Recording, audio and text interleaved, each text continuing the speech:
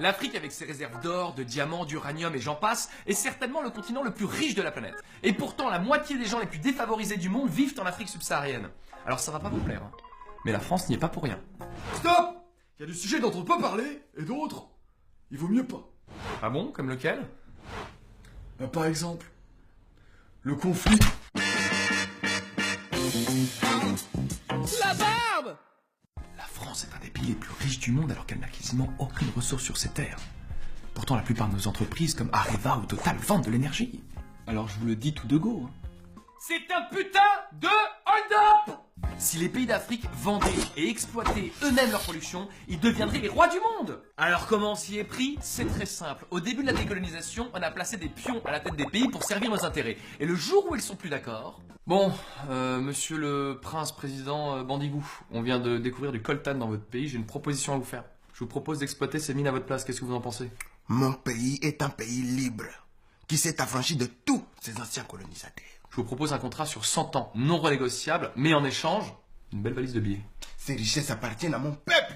Il revient à nous seuls d'exploiter ces mines et d'en faire nous développer à la hauteur de nos richesses. Le Caponeria est mon pays et je le gère comme je veux. Attendez, monsieur Tombouctou, si vous êtes ici, c'est grâce à nous.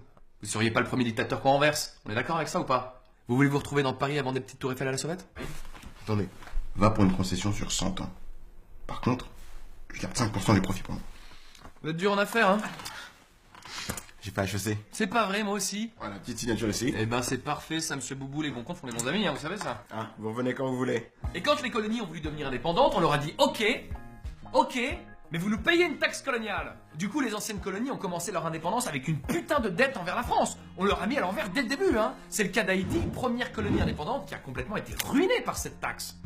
Oh yeah, maintenant! Mais vous êtes qui? Je suis le chevalier Bertrand Floutard et je viens acquérir vos impôts pour le seigneur. Mes impôts. Eh oui, Gredin, vous me devez la dîme, le sens et la gabelle. Vous êtes complètement timbré, on n'est plus au Moyen-Âge. Ne dites pas de sottises, ville canaille, ou je vous transperce. Bon, on fait quoi? Bah, je vais appeler les flics. Et comme si ça suffisait pas, on contrôle aussi leur monnaie, le franc CFA qui est entièrement imprimé en France et qui à la base signifiait franc des colonies françaises d'Afrique. C'est de bon goût les mecs, c'est de bon goût. Bon alors qu'est-ce que je peux faire pour vous? En fait, voilà, on aimerait sortir du franc CFA.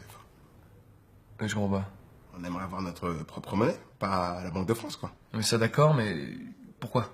Pour nous développer, pour construire des usines, pour avoir des infrastructures, connaître la croissance, quoi. Je vous dis, vous avez pas besoin de vous développer, vous avez le soleil.